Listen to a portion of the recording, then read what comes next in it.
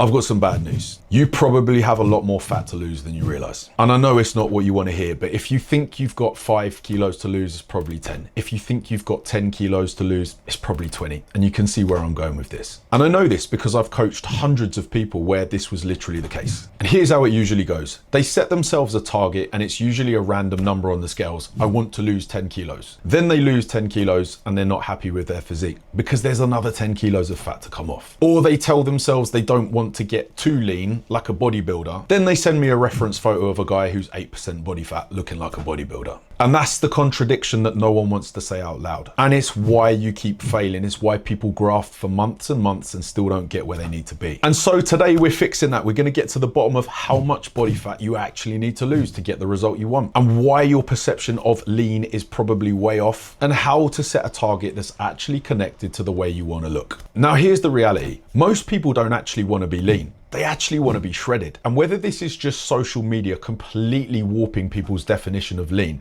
I cannot tell you the amount of guys that have reached out to me and said, oh, I just want to get a bit leaner, and then send me a picture of a bodybuilder or someone who is absolutely shredded with abs. So first things first, let's actually talk about what is considered lean, because this one is fascinating. Now, this is just based off a quick Google search, but lean in terms of fitness is classed as 10 to 15%. Athlete, 8 to 13%. And then bodybuilders, we're talking serious single digits, 4 to 6% body fat. Now, here's the reality. Most guys that I've coached to see their abs have had to get down to single digit body fat to see their abs.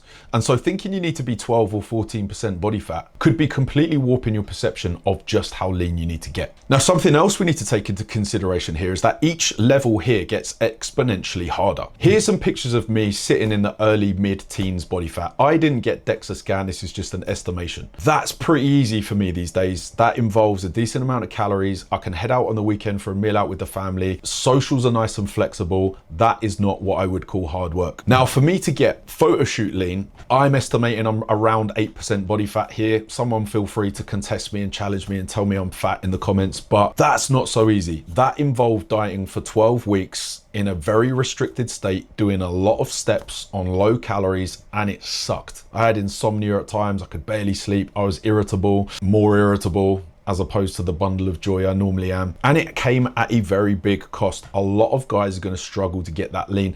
I also have a decent amount of muscle mass that I've spent the last 2 decades building. And if you haven't, it's going to be even harder because those calories are probably going to be even lower. Now let's talk about bodybuilding lean. This is probably the leanest I've ever been. I'm estimating I was around 6 or 7% body fat there, and it sucked. I didn't sleep for about 2 days at that point because I needed a refeed. And even when I did have a refeed at that point, it lasted about 2 days before my sleep went to shit once again. Sex drive was gone. My mood was in the bin. I was dragging my feet doing everything, and it fucking sucked. It was very, very difficult. So make sure when you're setting these body fat targets, you're actually realistic with 1, what's going to be achievable for yourself, and number 2, how much you're willing to suffer to get there. Because having done it myself and having done it with hundreds of clients, it sucks. But of course it's great. We all want to see ourselves shredded. I'm just reminding you that everything has a cost. Now, the other mistake people here make is just being obsessed with like a scale weight number. I can't tell you the amount of people I've coached and they're like, oh, I just want to be 80 kilos.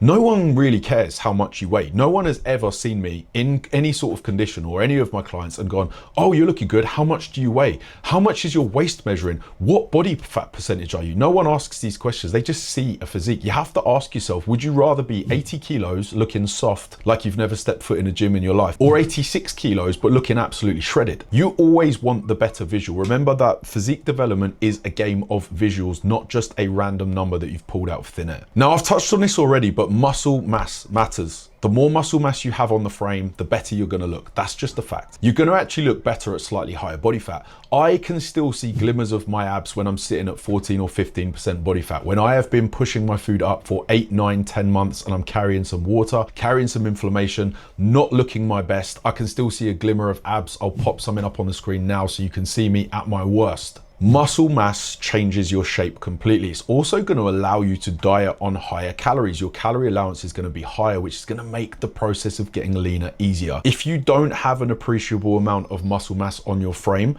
at some point you're going to have to make this a priority. At some point you're going to have to sit and knuckle down and spend the time putting on that size. Just remember, you don't diet your way to a physique, you build a physique. When the body fat comes off, you reveal the physique. Now let's talk about another one, because people actually obsess over body fat. And I know I have estimated some body fat percentages above, but that's the whole point. I've never actually bothered with a DEXA scan. I cannot tell you the amount of people that are desperate to know their body fat for pretty much no reason whatsoever. Calipers are pretty unreliable. A DEXA scan is pretty much the only one that's reliable, but it's going to cost you quite a lot to just find a figure that what are you going to do? Brag about it? Post about it? No one cares. Going back to what I said earlier in the video, people care about how you look. They care about the visuals. They care about the physique. Smart scales, don't even get me started. If you're jumping on your smart scales and they're telling you you're 13% body fat or whatever, they're wrong. They don't know the answer to that. It's a waste of time. And what you need to understand here is that it just doesn't matter. No one is waking up and going, oh, thank God I'm 9% body fat instead of 11.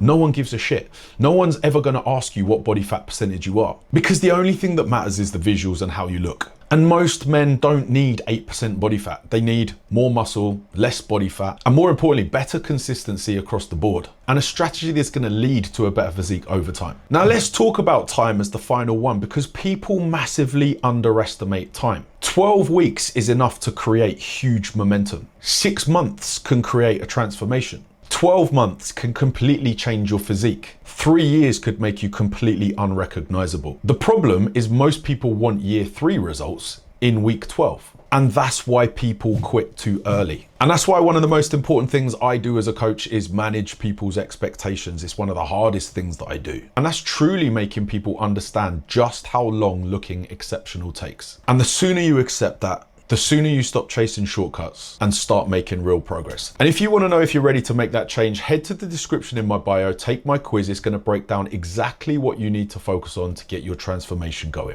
And don't forget to hit like and subscribe, and I'll see you next week.